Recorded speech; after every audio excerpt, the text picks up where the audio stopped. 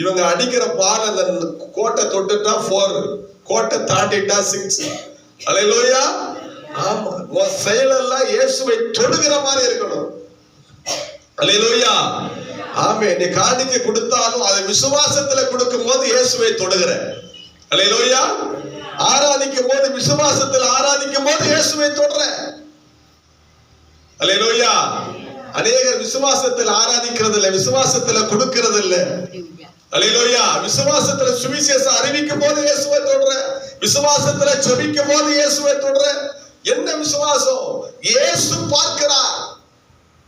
அல்லேலூயா. நான் மனிதனுக்கு கொடுக்கல, கர்த்தருக்கு அந்த காணிக்கை கொடுக்கிற, கர்த்தரை ஆராதிக்கிற, கர்த்தரிடத்துல ஜெபம் பண்ணுகிற, கர்த்தரிடத்துல உபவாசம் பண்ணுகிற, கர்த்தருக்காக சுவிசேஷத்தை அறிவிக்கிற, கர்த்தருக்காக சபையில பணிவிட வேலை செய்கிறேன். அல்லேலூயா. கர்த்தருக்காக செய்யும் போது இயேசுவை நீ தொடுகிறாய். அருமையான கர்த்தருடைய பிள்ளைகளே, அல்லேலூயா. ஓட்டப்பந்தயம் ஓடுறாங்க, எல்லாரும் தான் ஓடுவாங்க. அந்த கோட்டை தொட்டவனுக்கு தான் பரிசு. அல்லேலூயா. கோட்டை தொட்டவனுக்கு தான் பரிசு. ஃபுட்பால் விளையாண்டாலும் அந்த பந்து அந்த கோட்டை கோட் போஸ்ட் கோட்டை தாண்டணும். ஒரு ஆமென் சொல்லுங்க பாப்போம். அப்பதான் உனக்கு பரிசு. இயேசுவை தொடரும். நீங்க ஒரு ஆத்துமாவிலே உள்ளத்திலே இயேசுவை தொடரும். வீட்டுல உட்கார்ந்து முழங்கால் படியிட்டு ஜெபம் பண்ணணும், அழணும், அவரோடு பேசணும். ஆண்டவரே, உண்மை நான் பார்க்கணும்னு கேட்கணும். எனக்கு ஒத்தாசை வரும் பர்வதங்களுக்கு நேராக என் கண்களை ஏறெடுக்கிறேன். இனிமே மனிதர்களை பார்த்து உங்கள் கண்களை நீங்கள் ஏறெடுக்க வேண்டாம். அல்லேலூயா. ஆமா, மனிதர்கள் உண்டாக்கின தெய்வங்களுக்கு நேராக கண்களை ஏறெடுக்க வேண்டாம். வானத்தையும் பூமியை உண்டாக்கின கர்த்தருக்கு நேராக உன் கண்களை ஏறெடுங்க. உங்களுக்கு ஒத்தாசை வரும், நிச்சயமாய் வரும். தானியேலின் காரியங்கள் வாசிக்க. தானியேலுக்கு எப்படி எல்லாம் ஜெயமாய் முடிந்தது? அங்க சட்டம், ராஜா சட்டம் போடுறாரு. 1 மாதம் அளவும் 30 நாள் அளவும் யாரும் எந்த தெய்வத்தையும் வணங்க கூடாதுன்னு சட்டம் போடுறாங்க. ஆனா தானியேலால இருந்து இருக்க முடிஞ்சுச்சா? அவர் தினமும் 3 வேளையிலும் மேல் மாடியில் போய் பலகனி திறந்திருக்க எருசலேமுக்கு நேர தன் கண்களை ஏறெடுத்து அவர் ஜெபம் பண்ணுகிறவரா இருக்கிறார். அல்லேலூயா. தினமும் 3 வேளை எருசலேமுக்கு நேராக கண்களை ஏறெடுக்கிறார். அவருக்கு ஜெயமாய் வர தானியேல் அடிமை தேசத்திலே வாழ்ந்தாலும் அவருக்கு எல்லா காரியத்திலும் வெற்றி வர காரணம் என்ன? கண்களை தேவனுக்கு நேராக ஏறெடுக்கிறார்.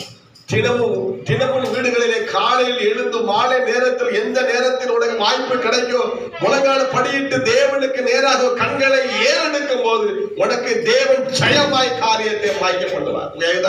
பாப்போம், சத்தமா சொல்லுங்க பாப்போம். அல்லேலூயா. அருமையான கர்த்தருடைய பிள்ளைகள், நமக்கு ரோல் மாடல் கர்த்தருடைய வேதத்துல வாசிக்கிற கர்த்தருடைய பிள்ளைகள் தான்.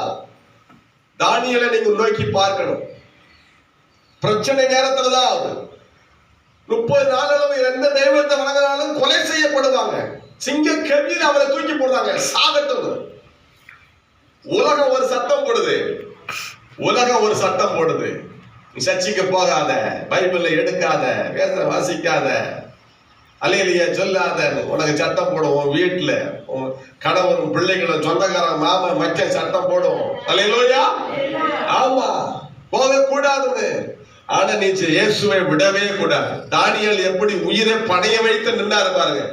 நான் இயேசுவை ஆராதிக்கிறத விட மாட்டேன், ஜெபிக்கிறத விட மாட்டேன், தினமும் அவருக்கு 3 வேளையை நான் கொடுப்பேன் உறுதியா நின்றார். தேவனோட நெருக்கமும் பக்தியும் பாருங்க. அவர் கோட்டை தொடுகிறார். ஒரு அமைதியில பாப்போம். இயேசுவை தொடுகிறார். இயேசுவை தொடரும். உன் நோயின் குணமாகும், உன் பிரச்சனைகள் எல்லாம் மாறும், உன் தரித்திரம் எல்லாம் மாறும். அல்லேலூயா. ஸ்தோத்திரம். தொடும்போது நிச்சயம் வெற்றி தான். தானியேல் சிங்கம் அவரை தொடல. உலகத்துல சிங்கம் எல்லாம் நம்மளை கடிக்க தொட வரும். ஆனா தேவன் அந்த வாயை கட்டி போடுவார். கை வைத்து அமைதி சொல்லுங்க. சிங்கத்தின் வாயை கட்டி போடுகிற தேவன் நம்முடைய தேவன். சிங்கத்தின் வாயை தேவன் கட்டணும் அப்படின்னா நீ ஆண்டவரை தொடரும், விசுவாசத்துல தொடரும். அல்லேலூயா. ஜெபம் பண்ண உட்கார்ந்தா கொட்டாவியா வந்துச்சு தூங்கிட்டேன்னு கிடையாது.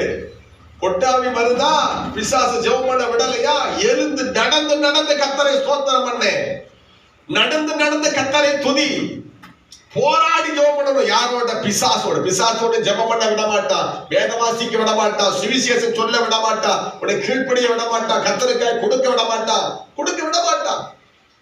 அப்போஸ்தலர் 5ஆம் அதிகாரத்துல வாசிக்கிறோம், அனனியா சப்பீராள் கணவன் மனைவியும் தேவன் கர்த்தருக்காய் கொடுக்க விடல.